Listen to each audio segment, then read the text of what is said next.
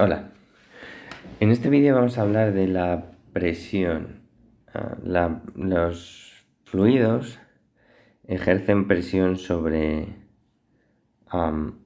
los objetos que sumergimos en su seno. Lo habréis notado, por ejemplo, una presión sobre vuestra cabeza es donde más se nota al bucear, pero también ejercen presión sobre las paredes del recipiente o sobre cualquier objeto que sumerjamos o sobre otras partes del fluido.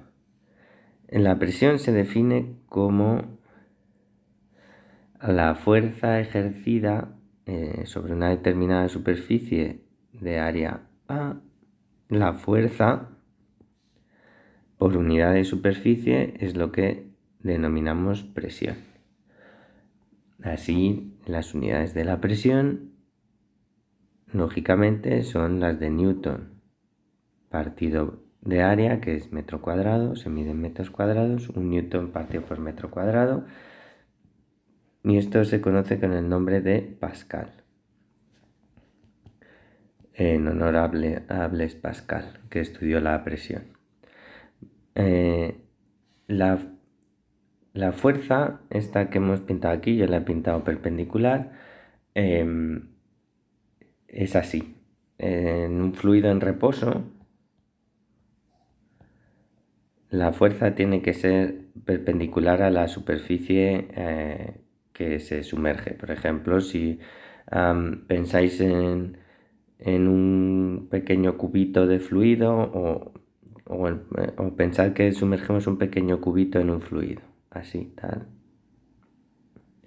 ¿Vale? Lo vamos a pintar aquí más grande.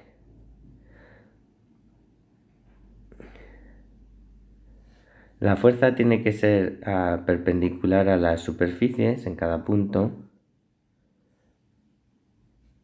Así sería las fuerzas de la presión.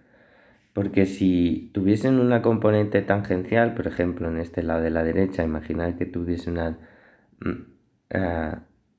componente tangencial,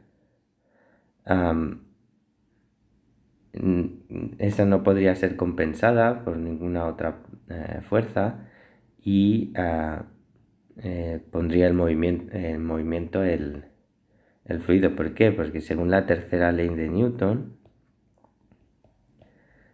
si el fluido hace una fuerza hacia allá sobre el cubo, eso quiere decir que el cubo hace una fuerza hacia allá sobre el fluido y esta no se vería compensada por ninguna otra y se pondría a mover el fluido. Y hemos dicho que estaba en reposo. Así que la única manera de mantener un fluido en reposo es que las fuerzas que aparecen sobre las paredes del recipiente, por ejemplo, o sobre cualquier objeto que pongamos, sean perpendicular en todo punto a la superficie.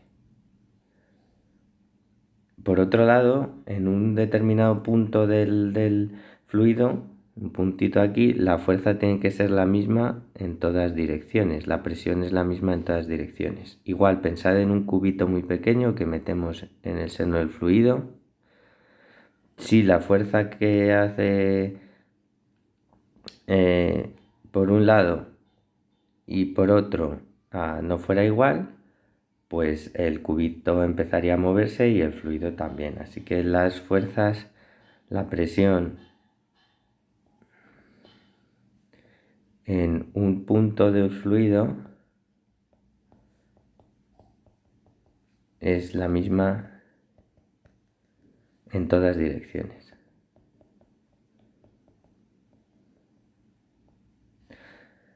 Y esas son las dos características principales de la presión. Una que es la misma en todas direcciones y otra que es siempre perpendicular a la superficie que consideremos. Pues del recipiente o del objeto que pongamos en un fluido en reposo. Bueno, en un siguiente vídeo veremos un poco de cuál es el origen de esa presión, que os lo adelanto ya, es el peso del fluido que tenemos por encima en cada determinado punto y cómo cambia con la profundidad.